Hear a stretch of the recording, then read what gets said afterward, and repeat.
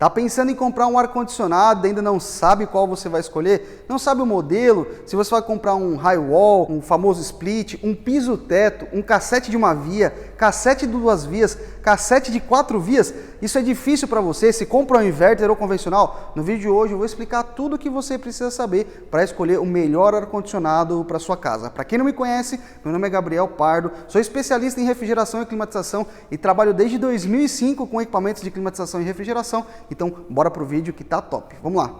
A primeira coisa que você precisa saber é qual a carga térmica que você tem no ambiente. Como assim, Gabriel? É quanto de potência em BTUs você vai precisar para atender aquela carga. Se você comprar um equipamento com um tamanho menor do que o necessário, o seu ambiente não vai ser bem climatizado e você vai gastar muita energia com isso. E se você fizer outra coisa, que é comprar um equipamento muito maior do que o necessário para o seu ambiente, você também vai consumir muita energia. Então, por isso, a primeira coisa é você fazer um cálculo de qual é o equipamento que você vai utilizar. E durante esse vídeo eu também vou explicar como é que você faz para ter acesso a esse cálculo. Uma coisa importante é que depende do projeto que você utilizar, você vai ter um equipamento diferente. Por exemplo, se vocês chegarem aqui mais perto, aqui nós temos alguns equipamentos que nós chamamos de high wall. Por que high wall? Porque ele vai ficar na parte de cima da parede. Esse aqui é o famoso e tão conhecido aí como o split, né? Esse equipamento aqui, geralmente ele é para aplicações em locais de pequeno tamanho e ele pode ter potências frigorígenas a partir de 9.000 BTUs, que são os mais comuns, até potências próximo de 48.000, 36.000, depende bastante do fabricante, tá? Ele tem vários benefícios, entre eles a facilidade de você colocar no ambiente e ele se encaixar muito bem com o ambiente. Eu tenho esse aqui que é uma versão da Samsung e esse aqui que é um outro equipamento também da Samsung. Se você chegar bem perto aqui, ó, você vai ver que ele tem como se fosse poros aqui, tá vendo? Como se fosse vários furinhos. Isso aqui é uma tecnologia chamada Wind-Free. A tecnologia Wind-Free, nesse equipamento você escolhe se você quer aquele ar frio batendo em você ou se você quer trabalhar sem aquele ar, sem o vento gelado em cima de você.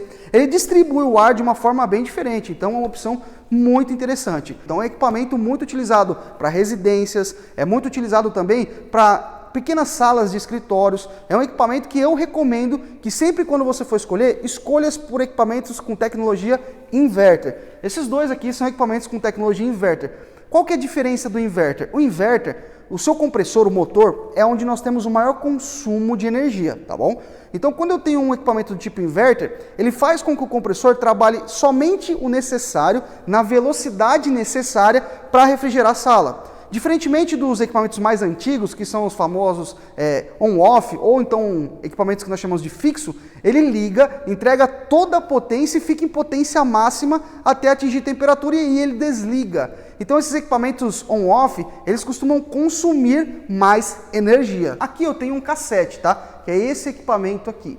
O cassete é um equipamento bem interessante para quando você precisa dar um acabamento. Ele sempre vai embutido no forro, no gesso, ou em algumas aplicações ele pode ir instalado dessa forma aqui, tá? Muitas vezes até aparente, com algum acabamento ou algo do gênero. Qual que é a vantagem de ter um equipamento igual esse? Principalmente a distribuição de ar. Por quê? Ele pode ser um cassete de 4 vias, por exemplo, então você vai ter saídas onde ele distribui o ar. Por que ele vai embutido? Porque se você olhar aqui na lateral, ó, ele tem um espaço, tá? E esse espaço, geralmente o forro ele vem aqui, ó. Ele vai encostar o forro aqui, certo? Nesse ponto aqui, e você só vê a parte de baixo. Olha como que ele é bonito por baixo. Então você só enxerga a parte de baixo, porque todo esse restante do equipamento, ele está embutido no gesso. Então você precisa ter, geralmente, um ressalto, tá vendo? Então se você está pensando em instalar um equipamento desse, você precisa falar para o seu gesseiro ou para a pessoa que for fazer o projeto para você, deixar esse espaço aqui para que você consiga fazer a instalação. Cada fabricante tem um espaçamento diferente. Tem fabricantes que têm um espaçamento menor, tem fabricantes que têm um espaçamento maior, então sempre consulte o fabricante antes de fazer o seu projeto de instalação. Outra coisa, você pode trabalhar também com um cassete de uma via. Esse aqui, que é o cassete de 4 vias, ele geralmente tem 4 saídas. Existem alguns modelos desse aqui de 2 vias também. Só que esse aqui, ó, é o cassete de uma via. Olha só que acabamento bonito. Então ele só tem uma saída. Se você olhar, o espaçamento dele é um pouco menor do que o cassete de 4 vias, tá vendo? Ele tem um espaço ali um pouco menor e ele também vai embutido. Então você só vê essa parte aqui do teto, o restante fica escondidinho lá. A tubulação do ar-condicionado, a interligação elétrica. Existe também um equipamento chamado piso-teto. Ele é um equipamento geralmente utilizado em instalações um pouco maiores, como escritórios, ou até mesmo alguns salões de festas, indústria e principalmente alguns comércios, tá? A vantagem do piso-teto é que ele tem um deslocamento um pouco maior do que os outros equipamentos. Então a flecha de ar dele, ou seja, o tanto que ele joga o ar, o deslocamento de ar dele é um pouco maior, e aí ele também serve para aplicações do tipo industrial e também comercial, residencial de grande porte, e em alguns casos também, quando eu preciso de uma convecção de ar muito maior, aí eu posso utilizar um equipamento do tipo piso-teto. Gabriel, mas por que ele chama piso-teto? Em algumas configurações, esse equipamento pode ser instalado tanto no teto, igual a imagem que nós colocamos aqui, como também no piso. Eu vou colocar uma imagem aqui para mostrar para vocês. Então, nem todos os equipamentos que têm esse modelo são piso-tetos de verdade. Alguns equipamentos são só teto, ou seja, só podem ser instalados na parte superior, e outros equipamentos também podem ser instalados tanto no piso quanto no teto. Então nós falamos um pouco da parte interna, das evaporadoras que fica na parte de dentro do ambiente, mas é importante também salientar os tipos de condensadora. Essa aqui é uma condensadora de multi-split. O que é isso? Eu posso ter equipamentos que eu tenho uma condensadora que atende mais do que uma evaporadora. Então, por exemplo, eu posso ter um equipamento desse que atende 2 ou mais unidades evaporadoras.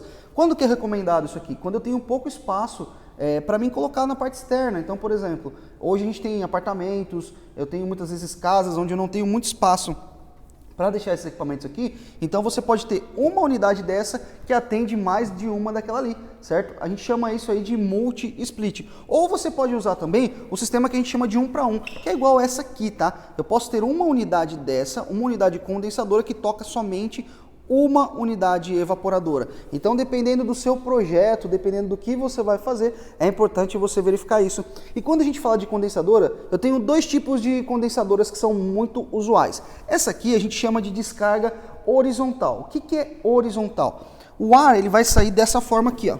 Eu vou pegar o ar de fora e ele vai jogar o ar para cá, certo? Então, esse aqui é o sentido de deslocamento do ar. Mas existem unidades também que nós chamamos de unidades de descarga vertical, que aí eu tampo isso aqui, geralmente elas são similares a um barril, e aí eu jogo o ar para cima. Então, dependendo do meu projeto, dependendo do tamanho do meu projeto, de como eu vou montar esse projeto, eu posso utilizar condensadoras diferentes, seja descarga horizontal ou vertical. Então, eu espero que vocês tenham gostado desse vídeo, espero que você já se inscreva no canal, deixe o seu like e coloca aqui embaixo a sua dúvida. Para você encontrar tabela de cálculo, eu vou deixar um site aqui embaixo também, que é o site da Apoloar. Lá você consegue pesquisar preços, você consegue comprar equipamentos iguais a esse e você vai com certeza ter uma melhor opção de valor. Um forte abraço e espero você no próximo vídeo. Valeu!